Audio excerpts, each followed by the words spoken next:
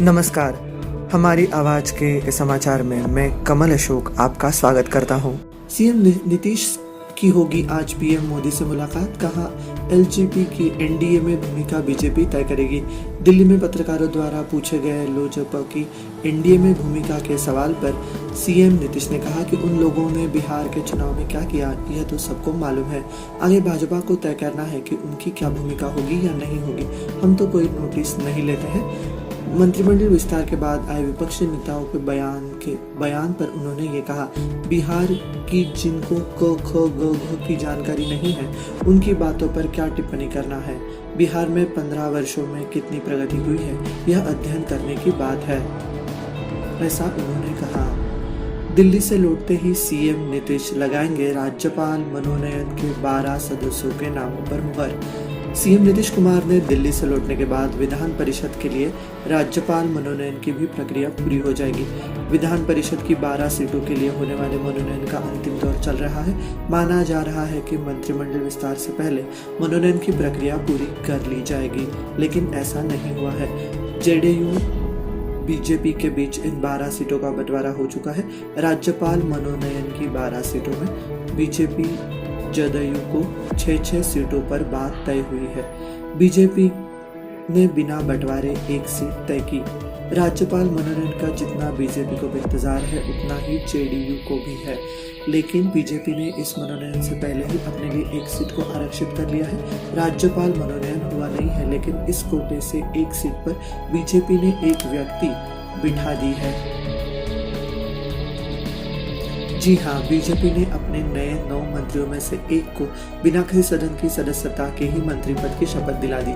जनक राम अभी दोनों सदनों में किसी के सदस्य नहीं है, लेकिन उनको खान एवं भूतत्व मंत्री बना दिया गया है। अब उन्हें जल्द राज्यपाल कोटे से विधान परिषद का सदस्य मनोनीत किया जाएगा। बजट सत्र से पहले होगा मनोनयन। 19 फरवरी से पहले बिहार में बजट सत्र की शुरुआत होगी। इस सत्र में बजट के पास करने से लेकर विधेयकों को पास करने में दोनों सदनों में सत्तारूढ़ दल को बहुमत चाहिए होता है। ऐसे में सत्तारूढ़ दल जल्द से जल्द मनोनयन तो कर लेता है। बताया जा रहा है कि यह प्रक्रिया 19 फरवरी से पहले पूरी हो जाएगी। होली के पहले शराब तस्करों की संपत्ति होगी जब्त, एसपी ने थानेदारों को दिया टास्क। होली के पहले बिहार के पूर्णिया जिले के आधे दर्जन से अधिक शराब तस्करों की संपत्ति को जब्त करने की प्रक्रिया पूरी कर ली जाएगी। इस मामले को लेकर अंतिम रिपोर्ट भी तैयार कर ली गई है। बताया जा रहा है कि होली के पहले सब शराब तस्करों पर नकेल कसने के लिए पूर्णिया पुलिस के द्वारा विस्तृत रूपरेखा तैयार की गई है। इस योजना के मद्देनजर होली से पहले पूर्व के 6 बड़े शराब तस्करों की संपत्ति को भी जब्त करने की योजना बनाई गई है। दरभंगा में रिटायर अधिकारी के घर डकैती विरोध करने पर शिक्षक की हत्या।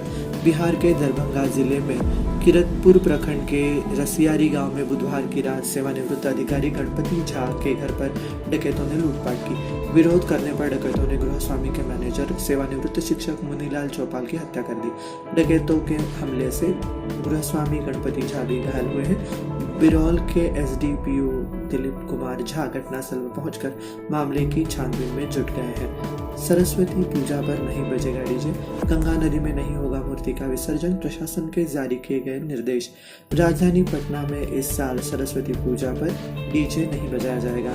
सांस्कृतिक कार्यक्रम के लिए अनुमति लेनी होगी। इस बार गंगा नदी में मूर्ति का विसर्जन नहीं होगा। जिला प्रशासन के नगर निगम को निर्देश दिया है कि कृत्रिम तालाब में ही सरस्वती मूर्तियों का विसर्जन किया जाए।